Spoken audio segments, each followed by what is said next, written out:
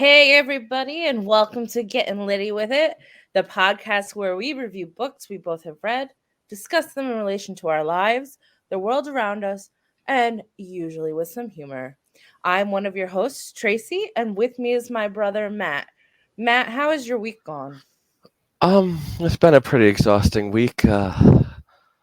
Lot going on at work, and I got punched in the face today by one of my students, so it's been a fun one. How about you? Uh, oh, it's been lively at my job as well.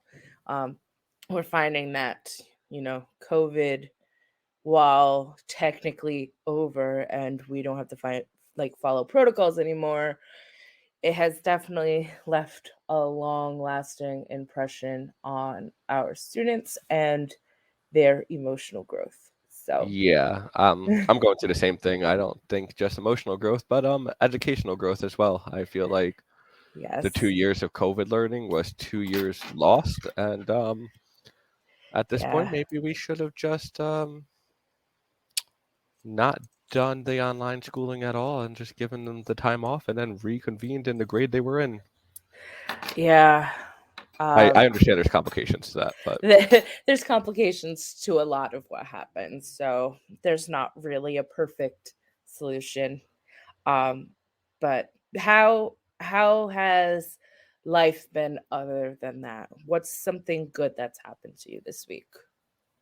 today was opening day for baseball, and that was fun. I watched the Yankee game in between classes when I could because they started at 1 o'clock for some reason on a work day. So um, they won. I'm a huge Yankee fan, and the Rangers are playing right now. I have that on in the background, but they're losing, so that's not a good thing going on in my life.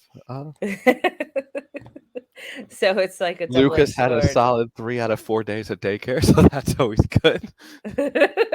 Um, Other than that, not Yeah. much is going on in my life since the last podcast. I finished the book by Jennette McCurdy. I'm glad my mom died, and can't say that was a good thing that went in my life either. But I finished it, and here we are.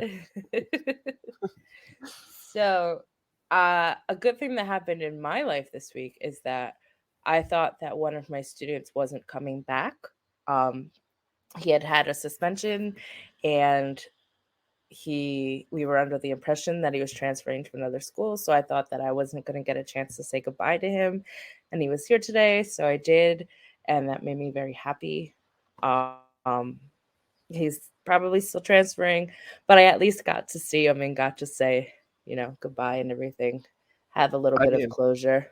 I guess that's all in perspective of if that's a good thing or not.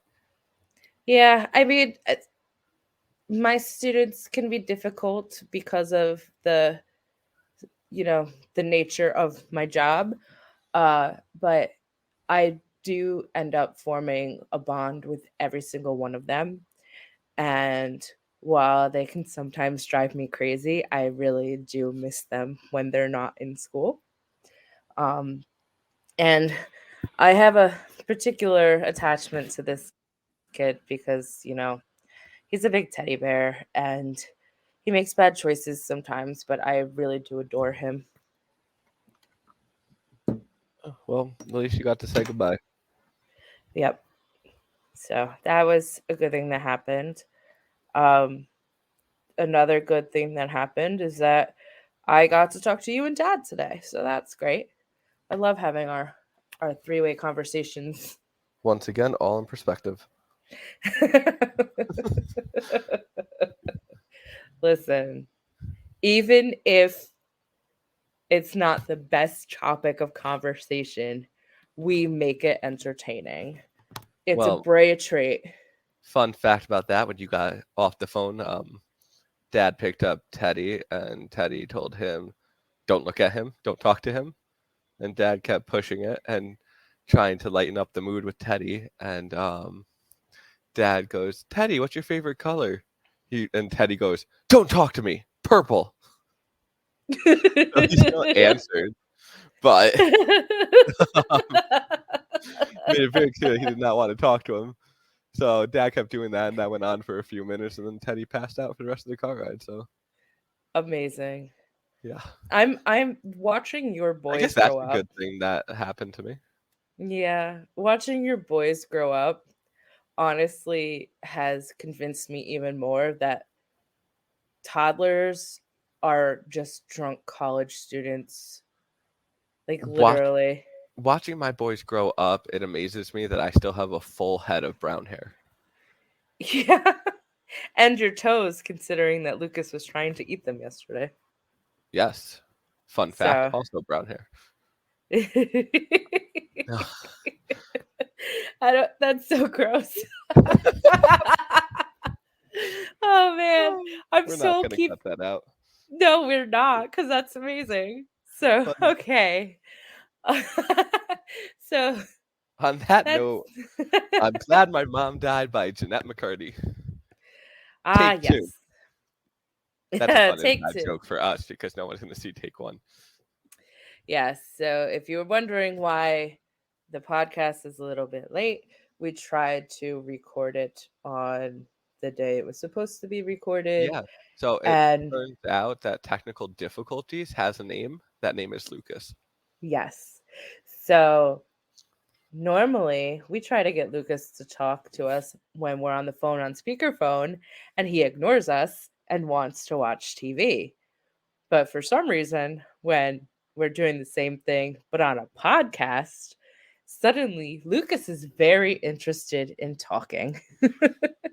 So we had a very hard time with recording that day. Everything that we recorded pretty much had a lot of, you know, loud laughter, screaming, crying, a whole gamut of emotions from a 2-year-old boy. Um, and it just wasn't going to work. So we decided to re record for you guys and figured that it's better to be a little bit late than not be able to understand us. So, on that note, Matt, what are we reading? Or We what are did we reading read? this book, I'm Glad My Mom Died by Jennette McCurdy.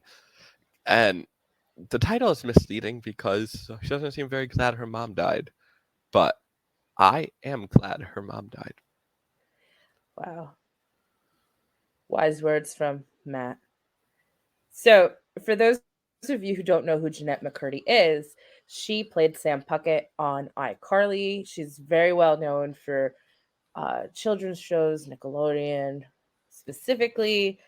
Um, she always played this like, I mean, I didn't watch a lot of iCarly. I don't know if you did, Matt, but she. Yeah, I loved iCarly, and um Okay, so maybe you could describe to us what Sam Puckett is like. yeah, so first iCarly was a show on Nickelodeon when I was in late elementary school, early middle school. They're about the same age as I am, so it's very interesting reading the book and watching her grow up because I can put myself in that time frame. Hmm. Um and it stars Jennette McCurdy and Miranda Cosgrove. If you don't know who Miranda Cosgrove is, she's the little sister from Drake and Josh. Um, it's about Also, fun fact: she was in School of Rock, which amazing. yeah. Um, so it's about the two best friends start. I guess it would be a web blog, a video blog, right? They were kind of like Yeah, it's like it it. was Yeah, like it was. TikTok famous before TikTok was a thing. They It's were streamers exactly before that, and exactly like TikTok. Yeah. it was and it's a kid show, so it's quirky little kid jokes and stuff like that. Very, I would say G rated, maybe pushing the PG line sometimes. Yeah. Um, I think they went a lot more G rated than Drake and Josh did. Yeah, Um, and did it wasn't her character like a big part of her character was that she ate all the time? Or okay, am so I making that up in my head? her character loved fried chicken. That was a thing. They talk about that in the book too, because I guess you need context knowing that in real life from her talking about it in the book. She doesn't really go into details. She just says that she gets pissed off that people keep coming up to her and be like, "How about that fried chicken?" or whatever. Yeah. But what I find really interesting is her character in iCarly is almost like the anti-her. Yeah. Eats a lot, doesn't care about disappointing her mom at all. Actually has a horrible relationship with her on-screen mother. Like, is this bad child pretty much. Like, she's like the badass of the show, right? And Yep. she's pretty much just everything Jennette McCurdy really isn't. And Yeah. as I read the book and saw like that and stuff, it was just very fascinating to me. The character she played in the kids show was more rebellious and like teenage like than she actually was. Right. So to get into the book, we start off finding out, how she got into acting. And acting is very much something that her mother pushed onto her at a very, very young age. Like, we're talking like single digits. She was guest starring on shows, and some of them with really mature content. Um, and she talks about how her biggest selling point to casting directors was that she could cry on command. Um, and so she used that to her advantage a lot. Um, she hadn't expressed an interest in it herself. Her mother had dreams of being an actress, and pushed them onto Jennette, and basically forced her into this profession. And part of it was because they needed the money that Jennette would earn from her acting gigs to pay their bills because they were poor. Yeah. So um she started off as a background actress. No speaking roles, nothing like that. Like Hmm. very much paycheck to paycheck and like underwhelming paycheck. Um Hmm. and then she was really good at taking direction too. Hmm. And they like that a lot. So that kind of moved her up in roles as well. I feel like that's an important aspect to say. What I Right, find interesting especially about the whole considering. her getting bigger roles in her first main role because she could cry on command and stuff, and they were very impressed by that, is that her character in iCarly doesn't cry. Right. Nothing really bothers her, right? Yeah, She's like like super tough and stuff. I'm gonna deflect to you for everything about iCarly yeah. So because she has a couple moments where like they're the deep moments of the show, like climaxes and stuff in later seasons where you'll see some emotion, but her whole character is like this emotionless bully. yeah, And so I find it interesting that crying on command got her that role because she didn't need to cry. right. It's interesting. I mean, Nickelodeon doesn't seem to have a lot of crying period, let alone her character. No, but But I I feel like with that role in particular, and why I said that she's very good at taking direction is taking direction was an important part of her getting that role because the creator, are we allowed to say his name on the podcast? I know she didn't use it in the book, so I don't know if we should keep so it the way she's talked about him in the book or say his name. she refers to him as the creator. There's been a lot of speculation that she is referring to Dan Schneider, who around the time of her writing the book um, was, entwined with a lot of controversy. We'll just say that, specifically about how he treated the talent on his shows and crew members, and just this idea that he was not a good guy. It's all alleged. I don't believe that any official ruling or charges came out against him. So that's probably why she refers to him as the creator instead of by his name, because it could be considered libelous. Yeah, so Um, in context of the book, I'm gonna just keep referring to him as the creator because we're going over what he was called in the book and the book itself. yeah. Um, so back to my point is that the creator didn't really care about anything as long as he could control you. There's the vibe I got from it, so I think that was the way her mom molded her, and she was just a little obedient lapdog, was very Yep. easy for him to take advantage of. And eager to please. She really wanted to please her mom.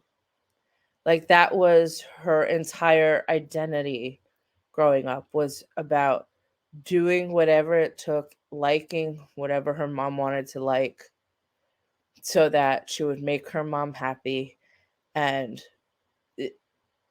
essentially get love from her mom. Um, so that extended to the bosses that she worked with, because if they're happy, she gets more roles, she gets more work, and then mom's happy. Yeah, I really don't have anything else to add on to that. He pretty much nailed that one on the head. So Yeah. So her acting career, she spends the majority of it, you know, uh, up until a certain point, she was just struggling with wanting mom's acceptance. Um, and then the dreaded thing happens. The worst thing that could happen to a child star ever if they want to continue to work. You know what that is, Matt? um so she developed an she eating disorder. No, but Oh, that's not what I'm talking about. The reason why she developed an eating disorder is because she started going through puberty. The horrors when you're a child actor. And so she started to get boobs, and her mom was panicking because that meant she wouldn't get as many younger roles, and it's very hard to be cast when you're kind of in that in between age.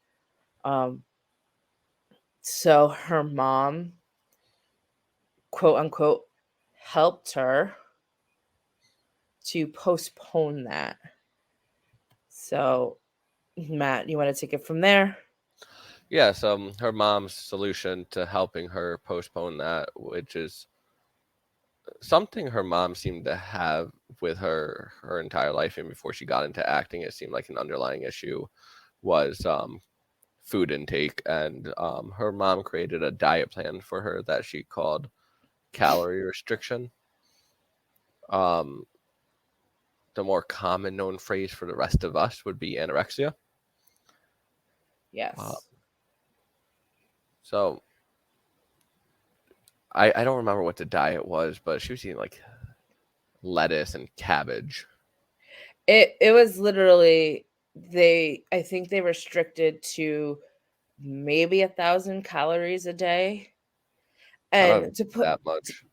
to put that in perspective, um, you know, nutritionists recommend a daily calorie intake of 2,000 calories a day. That's a healthy calorie intake.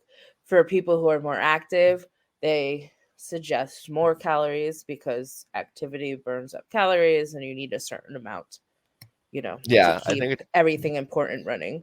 and she was a So, very active person. She was bike right. riding, running, stuff like that. So she definitely needed the more Yes. calories. She was on the higher end of And calorie needs. her mom was very big on exercise. So, yeah, so she was consuming half the calories she was supposed to, less than half the calories she was supposed to. Um, and she's a little girl. She doesn't know any better than that. Her mom said, "Here's the trick to getting you more roles. We're going to do this." And her mom participated in the diet as well. So Jennette went along with it because, again, she wanted her mom's approval. And this is something that definitely haunts her throughout the entirety of the book. It's not something she ever really completely overcame. No, she didn't. She didn't ever overcome it. Um, even into her adult years and after her mom passes away, she still struggles with it. I mean, it evolves into different forms, but the basis of this eating disorder starts here at a super young age. Yeah, so the eating disorder helped her maintain her youth a little longer. Like everybody, you can delay, but you can't stop the inevitable. And eventually, she was going to grow up. Right. And I mean that in a physical sense. Right. Right. And And her mom really wanted to prevent that because they pretty much relied on Jennette's income. yeah, Um, and I mean, Jennette was making good money. I mean, I looked it up. I did a little research. She was making $50,000 an episode of iCarly. right. And before that, I mean, she wasn't making that kind of money with her other roles, but she was still making money. And they were poor enough that her mom was begging different utility places to like give them another month to pay their bill before they would shut stuff off. Like it was a dire situation financially for them. I think. Yeah, and being somebody who finds themselves in that situation a lot, my heart does break for them in that moment because that is not an easy thing to deal with as a parent when you have. I think she had 3 kids, 2 brothers and her. Yes. Um, and no, 3 brothers and her. I know that she And has all brothers. it's a very hard situation to be in when you're picking and choosing which bills you're going to pay this month and which ones you're going to extend and stuff. And um, so Yeah. wanting to please her mother and being in such a dire situation, the opportunity to be the provider without even realizing you're the provider because you're just a kid and stuff. All she saw was she was making her mom happy. She was going to jump at that opportunity. Right. Not that I personally believe a choice would have been given to her anyway. No, I don't think so. Her mom was very good at giving her like the The illusion illusion of of a choice. choice. Yeah. Um and if she chose wrong, she would face a whole barrage of I'm so disappointed in you. Um we're disowning you. A lot of manipulation.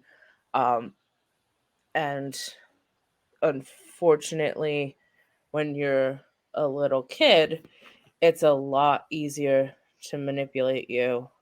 Yeah, and And it was very verbally abusive. yeah, 100%. Like there was times where her mom would make like an offhand comment to her like, "Oh, Jennette, you're looking a little pudgy today." And like Jennette was always like, "That means mom's disappointed in me, so I better work even harder to not be pudgy." And pudgy, by the way, we're not talking somebody who's overweight. We're talking she was My assumption would be we're not even talking somebody normal weight. right. Like that's probably not fat. That's her organs. Yeah, and so this goes down. Her mom's very manipulative and stuff. Another major thing that her mom used to her advantage in the manipulation game was the fact that they were Mormons, Yes. and Yeah. they were the 1 foot in, 1 foot out kind of Mormon. So her mom used it to when it was to her advantage. When her mom Right. found out she had cancer, she used the Mormon church for sympathy and Right. tension and emotions, stuff like that. When Jennette did something that bothered her or she didn't approve of, it was that's not very Mormon like of you, and Right. you're She was Mormon when it you're an was evil child convenient. and you're gonna go to hell and stuff like that. It was very Right. much a convenience thing, and she used it to her advantage a lot with Jennette. 100%. Wasn't there even like she went on vacation as an adult with her boyfriend. Yeah. Um, So and they went to Hawaii together, and she went through such lengths to hide it from her mom because she was afraid of her mom. I right, mean, she talks about it as not wanting to disappoint her mom, but I think it was a fear of her mom right, and the backlash she got for the disappointing her mom kind of thing. right. Um, and so she goes on vacation as an adult with her boyfriend. They go to Hawaii, and she tells her mom she somewhere with her gay best friend because her mom was okay if her best friend was gay because then they weren't going to hook up. Hmm. Which, side note, I find really funny that her mom is a quote unquote great Mormon, but hey, I'm cool with you having a gay best friend.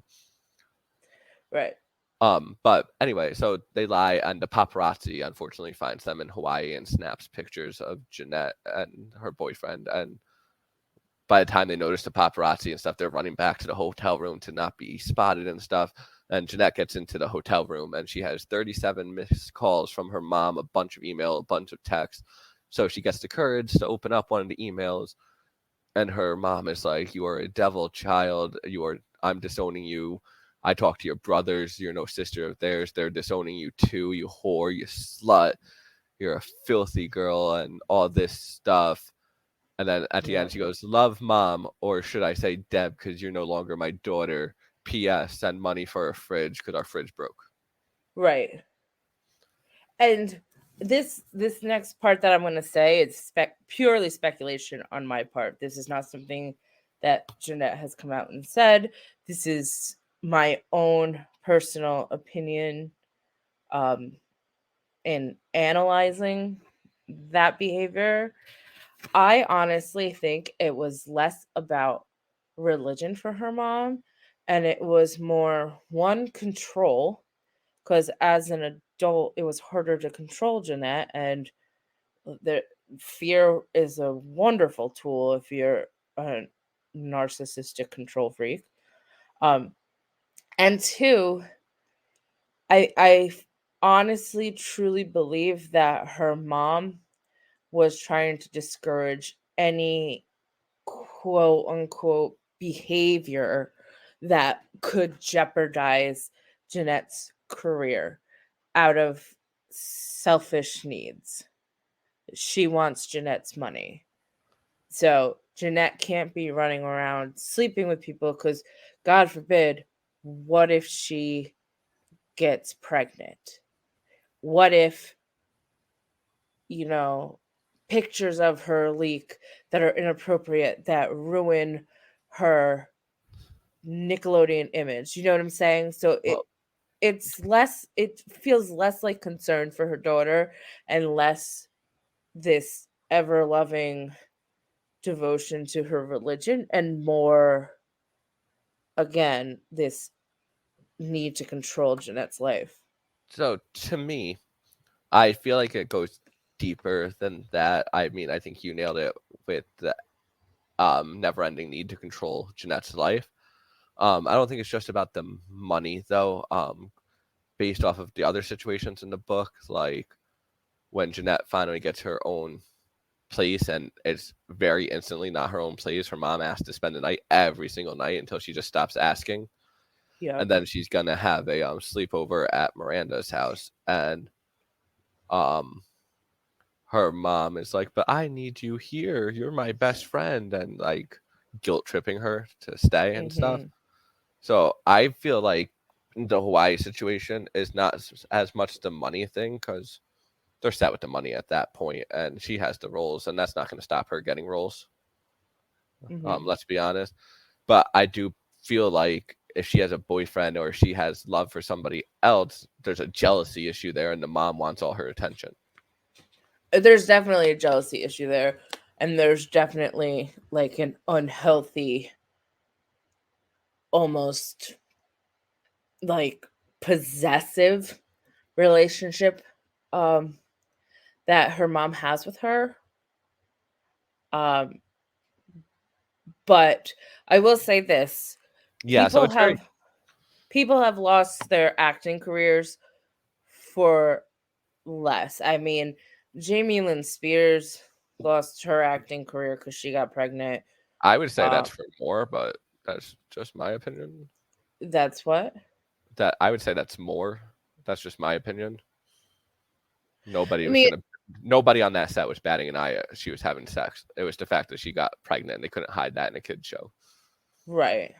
I mean, they didn't care that But she was but having sex. that's what I'm saying. Like Jennette was on a kids show, so if she got pregnant, she would have been in the same But they situation. didn't care that she was having sex. They would only care that she got pregnant. So as long as like she wasn't pregnant, the show didn't Right. care. The show didn't care, but her mom was connecting her being on vacation with a guy who was clearly not gay and who was her boyfriend would mean Jennette having sex, and Jennette having sex meant, you know, there was risk of her getting pregnant. Whereas if she Which kept her completely that celibate, wasn't even having sex, by the way.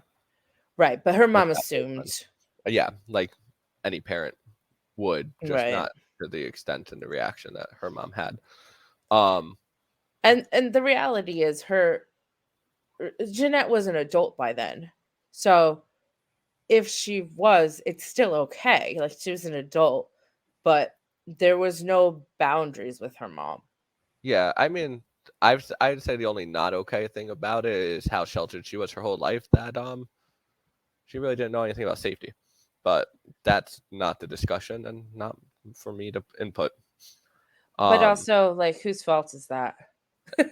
Yeah, Like, exactly. Going realistically, back on, whose fault is that? I feel like there's a few things at fault there. I mean, her mom obviously is the big one, Right. but the Mormon Church itself, Right. It's very sheltering. it's And it, no disrespect to the Mormon Church because, you know, I'm not Mormon. I don't know the ins and outs of Mormonism.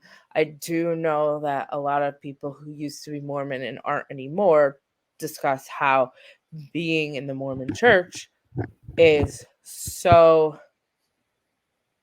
like emotionally stunting. You can't grow up so until you're married.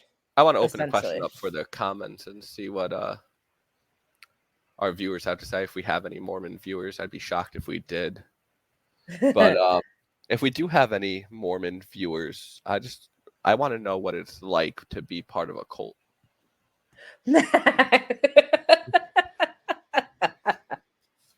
I'm aware we're supposed to be politically correct, and I appreciate your political correctness, but I mean, like, we did say that we approach these reviews with humor, so kind of should have seen that one coming. Walks like a duck, quacks like a duck. It's your son. Yeah, but I mean, you get the point. I mean, I get the point. Like, yeah. I mean, but in all honesty, though, like, if you're part of the Mormon Church, you're probably not listening to week 4 of this podcast because you didn't get past our Judaism podcast. So, yes. I mean, the two Jews with the really bad sense of humor. So, yeah, we're probably not going to have any Mormon listeners. But also, fun fact, Mormon listeners, I got 2 kids, never been married. Matt. For the record, I want everybody to know that the really, really towing the line jokes are 100% going to come from Matthew. He has absolutely no filter whatsoever. I'm just putting that out there. Matt, you don't disagree with me on that one. Okay, but like, I want to say for the record, if you're Mormon, I don't hate you. I just hate who you choose to be. Oh my goodness, Matthew. Good Lord. Next thing you know, there's going to be a scandal. Anyway. With that said, like,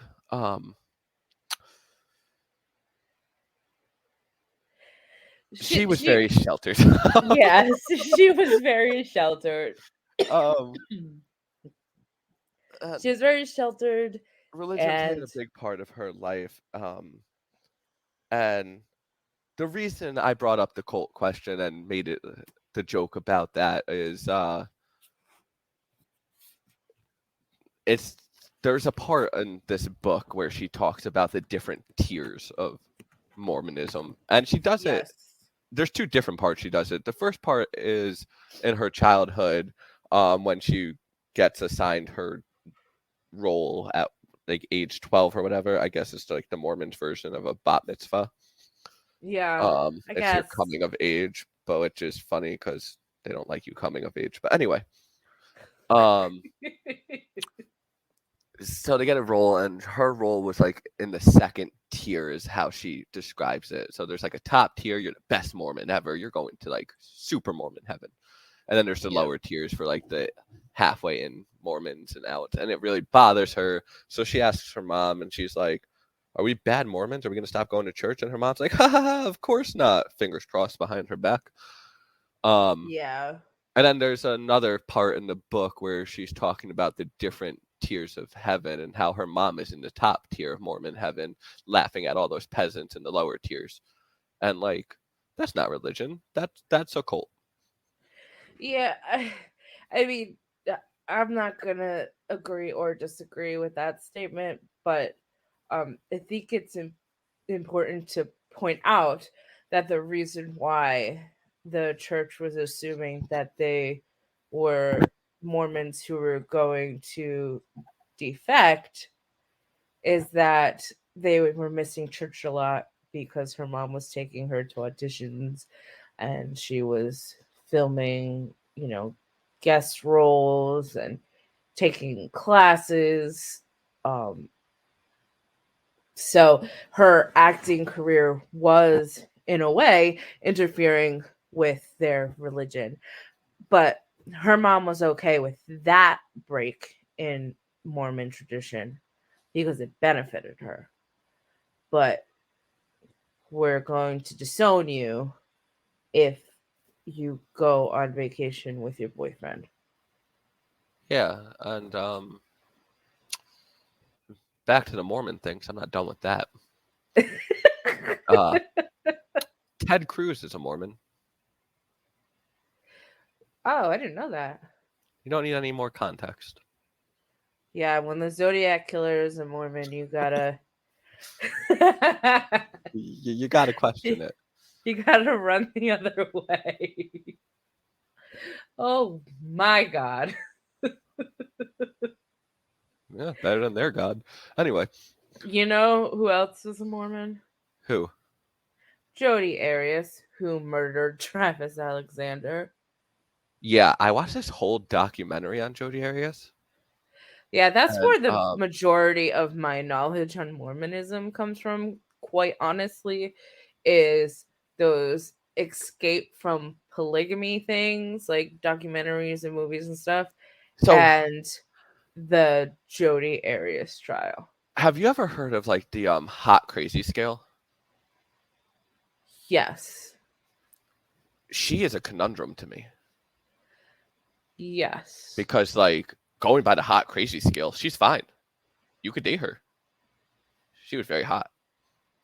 She she but the thing is But that she was she psychotic. was she was so crazy that no amount of hotness made up for it. Like at all. Like she literally would like he came home once with a girl after they had already broken up. He was starting to see another girl and he came home and she was hiding behind his freaking like Christmas tree in his So house. So like that. that's a really interesting thing to learn because now I know that Mormons celebrate Christmas. Oh. You're learning more about Mormonism every day.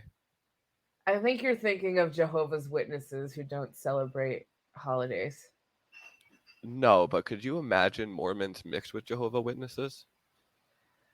Like Um, Mormons knocking at your door? they do that.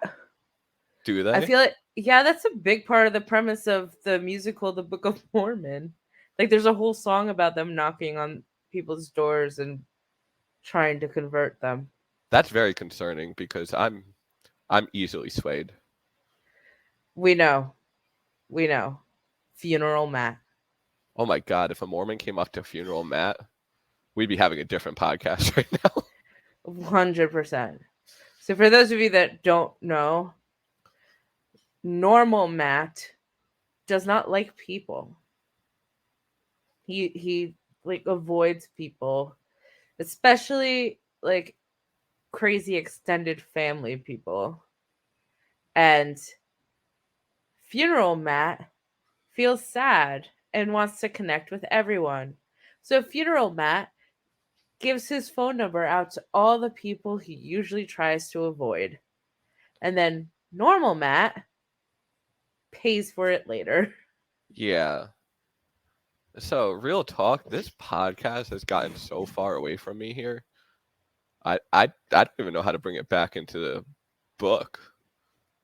Funeral I Matt, I got it. Funeral Matt, like Jennette McCurdy, is a people pleaser. It And was an amazing transition, by the way. um so I the one thing to me that is more crazier than the Mormons Oh my god. was her boyfriend. Oh my god. Okay, so disclaimer here. Matt and I both suffer from mental health issues, so we are not making light of anybody's mental health issues. But uh, there was just something about the way Yeah, so she like presented this in the book that like you laughed and then you felt bad for laughing. So Matt, I'm going to let you oh, describe it we felt bad because for laughing. well Matt, you don't feel bad about anything. I So do not. just smile and nod. I will feel bad if people like yell at me on the comments about disrespecting religion though. That'll make me feel bad. Not because I disrespected your religion and I'm sad that I upset you, but I'm sad that you yelled at me. Yeah, that's true. So don't yell But at me. anyway, so Matt, you describe this the best way I've ever heard it described. Like So I I don't think I could describe this section as good as you can.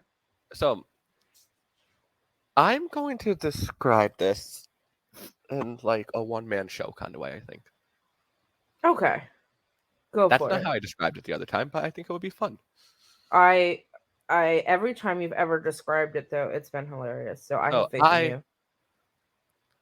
I will be playing the role of both people. Fantastic. So Make Jennette sure McCurdy your comes voice in gets and high. Jennette McCurdy, I guess I'm just kind of narrating now that I think about it. So then you're This playing three characters? Yes, Mormon God, Awesome. Jennette McCurdy, and her boyfriend. um, Stupid ass. and starting the scene, Jennette McCurdy comes into her house that her boyfriend is waiting for her at because he is visiting her in California and they love each other, so they were happy to see each other. She goes, "I got news." He goes, "I got news," and she goes, "You go first because I got pretty big news." He goes, "I have bigger news, so you need to go first." I have described this horribly because she was not excited at all. But anyway, um, and she goes, "No, I have really big news. You just go first, please." And he goes, "Okay, I am Jesus Christ reincarnated." She goes, "What?" And then she's like, "Maybe we should tell your family this news." And he's like, "No, we can't tell anybody this news. Nobody will believe me except for you, Jennette. I know you'll believe me." Now, she doesn't say this in the book, but the only thing I can think of going through her head is, "What the fuck? No, bitch. I don't believe you at all." So he And goes on talking about how he is the reincarnated version of Jesus Christ. And she goes, "I quit therapy." right. And like Okay. instantly, because she was very scared leading up to this, telling him that she was going to quit therapy because in order for him to stay with her, he said she had to go to therapy for her eating disorders. This Right. dude said, I am the reincarnated version of Jesus Christ. So any fear just went out the window for her. So she just blurted it out. He Right. then goes, okay. And she goes, okay, with a moment of hope and like excitement, I guess, even a glimpse of just like hope that it's all going to work out now. He's okay with her not going to therapy. He goes, yeah, okay. You don't need therapy as long as you have Jesus Christ. Yep. Yes. Um so the way it's described in the book is honestly very close to how Matt just did it. She presents it in this way that's just like it it takes two very serious topics, eating disorder and schizophrenia. And it presents it in this way that's just like you can't help but laugh. Like she makes it comedic. And then you feel like an awful person for laughing, unless you're Matt, because Matt doesn't feel like an awful person. I felt like an awful person for laughing because the reality is she she quit therapy, so she was still going to spiral into her eating disorder.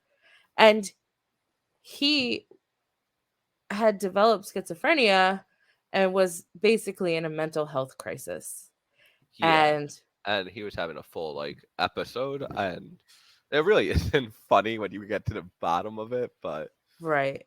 I mean, But the to way be she fair though, presented I it, also laughed because like in a dark way, it was relatable to just dealing with grandma. um, our grandma or her grandma?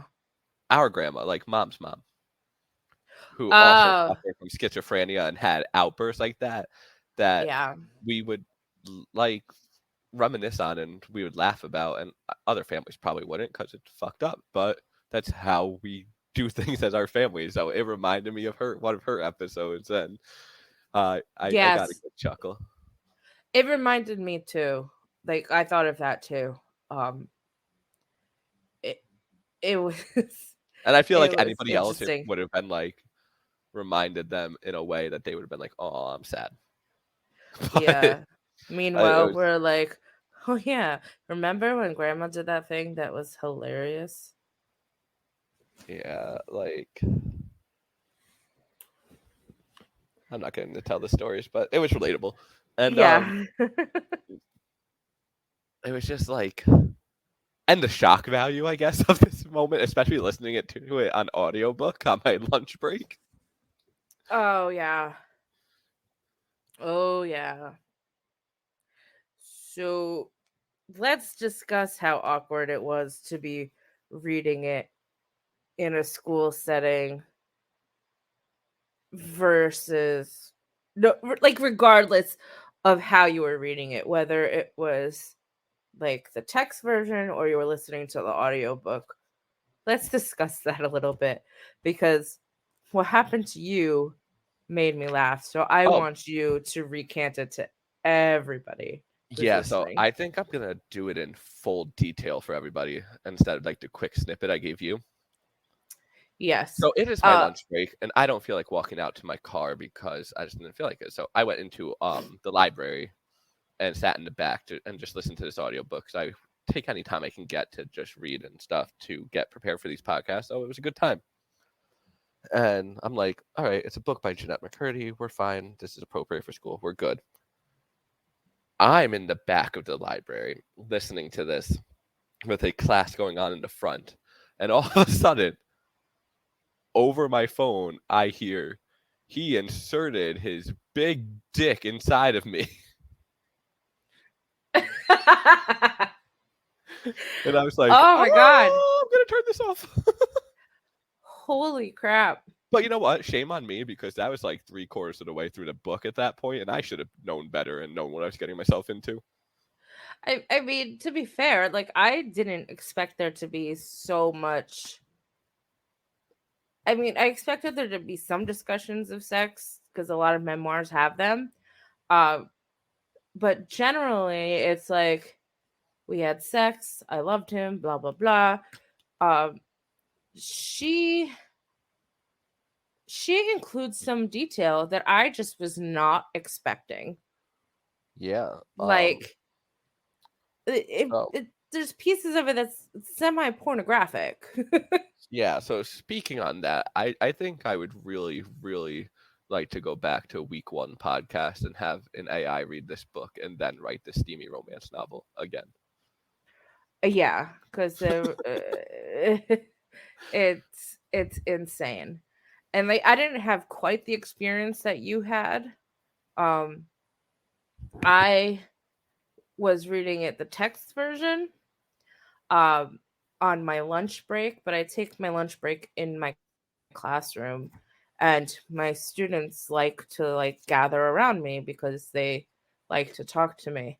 And so I had my Kindle app open and I turned the page and it was like I let the cum drizzle out of my mouth onto my pants. Oh my god, yeah, if only I said that. It was like an entire page of that. It was Right. like it drizzled down my chin and then Yeah. onto my pants. And I was like, Yeah. get a freaking washcloth. I was like, holy hell, didn't need to know that.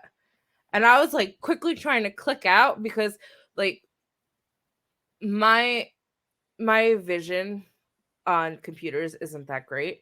So I had the word zoomed in. Well, I guess that And it answers an important question I have. was that. Spit or swallow? Oh, Yeah, we'll cut that part out. oh gosh. So nasty. Yeah, cutting that out. Anyway, so yeah, so this is a book that's super serious about like trauma and eating disorders and mental health crises and dribbled in, oh god, what a terrible choice of words. Interwoven into these serious discussions are these scenes that are like intensely private. You know what I'm saying? Like it's she's sharing them with us the reader like we're her best friends. And Yeah. I think a little bit of that comes from not being familiar with boundaries because her mom never let her have any. So, Uh, yeah. Speaking of best friends, though, a very interesting thing to me in this book, because I keep up with pop culture like crazy, yeah. is her friendship with Miranda and how close they were. Yeah. Because the description she gives of Miranda Cosgrove is not the description the media gives. So Absolutely. I spent my entire life thinking that she's this like entitled, snobby little bitch Right. who's too good for the common folk and stuff like that. And then like reading this inside perspective from Jennette is she's not like that at all. No, not at all. And the media kind of portrays her as like super uptight and like I don't know how to describe it, like proper I'm curious though. kind, It's like, and she curses like she like yeah, she's she's a normal 20 human. something year old. Yeah. But I'm kind of curious though if like this isn't said in the book or anywhere. This is just my speculation and putting two and two together. You have the media who says she's this snobby, pretentious person. You got the media releasing these leaked photos of Jennette McCurdy a couple years ago, Mm-hmm. and I'm just very wouldn't put it past that this is like defamation by Nickelodeon to like lower their character so they won't be as believable if they were to come out and say something about what happened on that set. And I would not be because, surprised. especially with Jennette declining the $300,000 quote unquote gift they gave her to keep her mouth shut, I wouldn't Yeah, be surprised if this was all Nickelodeon covering their tracks. You know what I mean? right. And it's interesting because Jennette refused to take the hush money, basically, um, and said, some things are more important than money. Um, but she's still like censoring herself a little bit. So it's like, she's saying more than a lot of Nickelodeon stars have been saying, because a lot of them have been keeping like silent about it. But there's almost still a little bit of a level of fear. Yeah, I've noticed that too. Even with just calling him the creator instead of saying this was my experience with Dan, which she has every legal right to do. Right.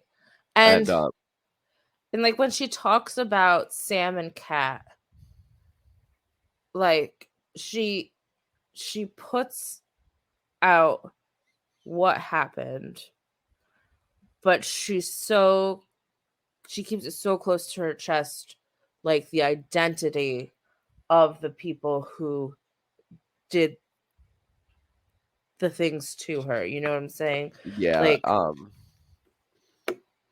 my understanding and my take was it was Ariana Grande. And mhm. that's just going based off of reading the book itself and just her description of her resentment towards Ariana and stuff like that is what I got that assumption. Also, was not surprised at all to hear her opinions on Ariana Grande because she seems like that type of person. But I didn't get that feeling at all. Really? Um, really, because she straight up says that her resentment towards Ariana Grande is strictly jealousy. Like She none of also it. goes on to say, like, short of she was a nightmare on set. I mean, that's just my understanding of it. Maybe I'm wrong, but I don't know. And I Ariana Grande I seems like that type of person. She seems like a diva. I got more of the impression that it was a nightmare on set trying to work around Ariana Grande's like schedule of things she was able to No, do but she outside of the talked show. about her coming on set gloating and stuff like that too. So See, you got gloating from that. I got that she just was excited and wanted to share. I come in with a bias, and I just don't like Ariana Grande from the start. So Yeah. I mean, you could be right, but my takeaway, and again, like well, this I is just also my come from takeaway. I come Um from background knowledge too, though. Like I've heard horror stories of her on set of Victorious, and the that's Victorious funny. cast not liking her. I actually got uh I actually have heard horror stories um uh, not about her, about Victoria Justice Oh, I towards heard horror her. stories from Victoria Justice too of how she was a bully. Yeah. Um, The impression that I got from everything that I've read, which is really again, funny because it was her show was on stuff and like she thought she was hot shit, so she was like a bully to the other castmates. And ever since right. that show, she's been in like D-list Christmas movies and shit like that. And Ariana Grande is a multi-million-dollar pop star Yeah, who I hate. I But got the impression that Ariana Grande is still friends with a lot of her castmates on Victorious, except for Victoria I I Justice. don't I don't know. Um, I don't care. And quite and frankly, while Victorious was a great show, I'm not even gonna front. Um, the best Nickelodeon show is Zoe 101, so none of this matters to me. oh my goodness. Um, the point is that I did not get that impression from reading this that Ariana Grande was like this nasty, gloating, pain in the butt to work with person. I got the impression, Well, and Jennette Tracy, with outright all due says it, respect, that she's. We know how what?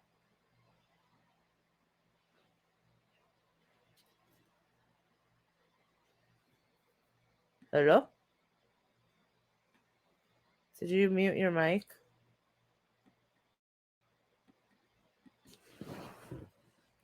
Hello?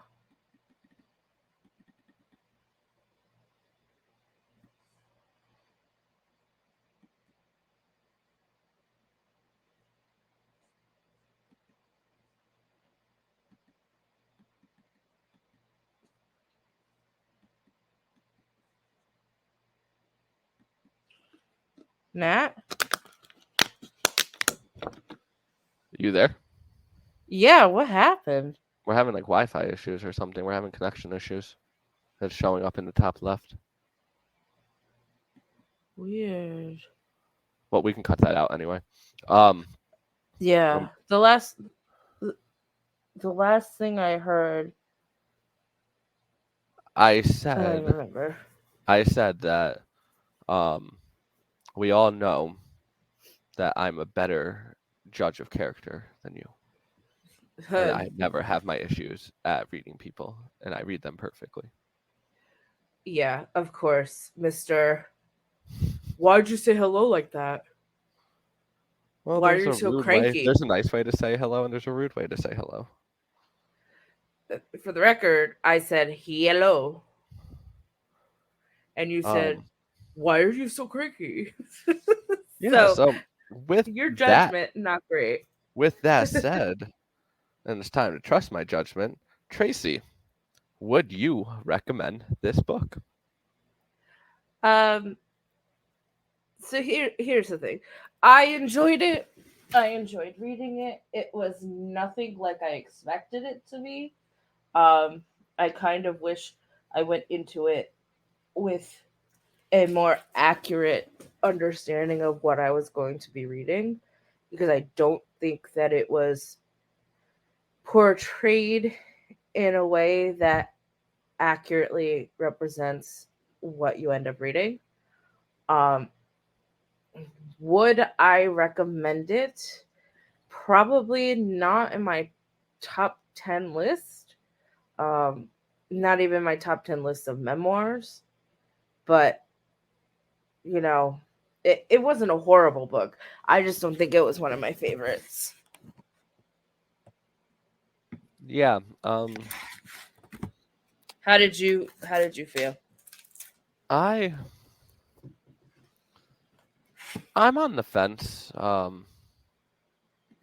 If I could give like chapter numbers and like page numbers and like tell you which parts to read and stuff, I would do that because there's a lot of good information there too that was I found interesting. But Yeah. I wouldn't suggest reading the book on. Unfortunately, I think I come from a weird place here because on one hand I do recommend reading the book because then you buy it and you support her and I Hmm. support her as a person 100%. Like that's one takeaway I have from this is I want to see her succeed. I feel Yes. invested in her life now and I want to see her succeed. Especially with writing, because she Yeah. really loves to write and she doesn't want to be an actress. On the other hand, this book didn't make me feel a certain way. Like it wasn't a book meant for entertainment, so I can't recommend it to you on an entertainment level. But it also, and maybe this is kind of mean to say, but wasn't life changing for me in a way as like Still Alive was or something like that. Right. And so I wouldn't recommend it because if you're not going to read it for entertainment value, which I found it interesting, but I wouldn't call that entertainment. And you're not going to be moved by it in your life. I don't see what there is to recommend. If you're a huge Jennette McCurdy fan and want to know more about her, then absolutely read it. Right. But other than that, I can't say just for light reading or just, this is interesting. Maybe I'll give it a read. If like you don't care about Jennette McCurdy now and you don't know who Jennette McCurdy is, then I don't recommend it. Right. And I have to be honest, like I wasn't like this huge fan of her before I read this. A big part of me wanted to read it because I thought she was going to talk more about the Nickelodeon scandal. Um and it wasn't discussed as much as I thought it would be. Yeah, Like and she I talks about her time in Nickelodeon, but she doesn't go really into details about the controversy. if I could go back in time and we were to do one one memoir book, this would not be the book that I would pick. I would go back and I would be like, hey, let's read Unsweetened, a memoir by Jodie Sweetin. Fun fact, I read that. A fun fact, I own it. Haven't read it yet. Though. It's good. But I feel like that would be a more interesting memoir to read and talk about, especially with our demographic. I think we're Yeah. talking to the full house demographic here too. You know what I mean? They're very different, but they both portray um how being a child actor Yeah, can I assume you're derail talking you. about her stuff on Full House. Maybe in the future we can go back to reading that, Yeah. but I think Yeah. we're gonna take a break from hard stuff for a little bit and Right. biographies and real life, and we're gonna get back to what the main purpose of this podcast was to start with, and that was like novel reading and stories and stuff we could really dissect without having to dissect human beings. You know what I mean? Right. Like, We need a little bit of a break from the intense nonfiction. yeah, like back to the Percy Jackson style stuff where we could be like, ha, Zeus is a dick. I can't be like, hey, her mom's a bitch because that's a real person. Right. So, Um with that said, Tracy, do you want to tell them what's coming up for next week? Because next week is going to be a very different podcast still. Right. So next week we are taking a break from reviewing novels. We're going to do a getting to know you episode so you guys can get to know a little bit about Matt and myself and our motivations behind how we review things and just a little bit um, about our take on what we like to read and stuff like that. The following week, though, we're right back at it, and we're going to be reading A Whole New World by Elizabeth J. Braswell. It's from the Twisted Tales series, where it's kind of like how Marvel did What If for the superheroes. It's a what if type thing where they take the Disney stories and they add a what if twist to it.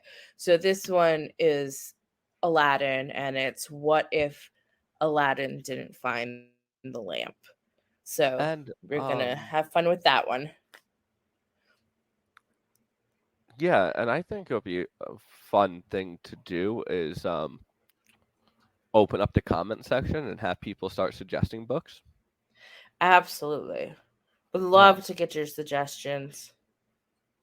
and Um, commentary and just um some especially for next interaction.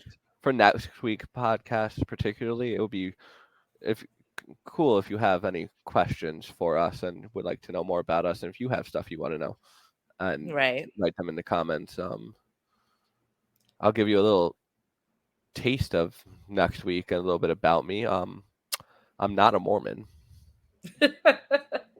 I I feel completely tricked, Matt. I thought that you were. I know. I feel like I needed to give that disclosure because I came across as a Mormon in this episode, very Yes. Mormon loving. Absolutely.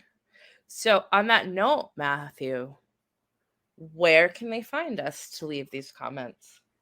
You guys can find us on Facebook. I believe we're on Apple Podcasts now too, right? We are on Apple Podcasts.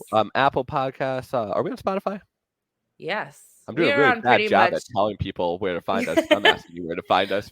And most importantly, the place that I want you guys to listen to us the most and actually come see us is Shellfish Book Blog. I would love for you guys to go on that because I want you to see all of our other amazing writers and see Tracy has a lot of book reviews on there, written reviews too, that I would really like you guys to take a look at and stuff and check out our blog.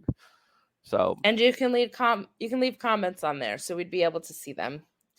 But basically, you can listen to us wherever you listen to your podcasts, and like, comment, and subscribe, please, so that we can grow bigger and have even more interaction with you guys.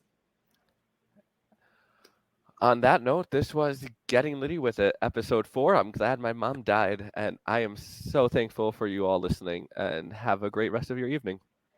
And I'm so thankful that it's over. Bye, everybody.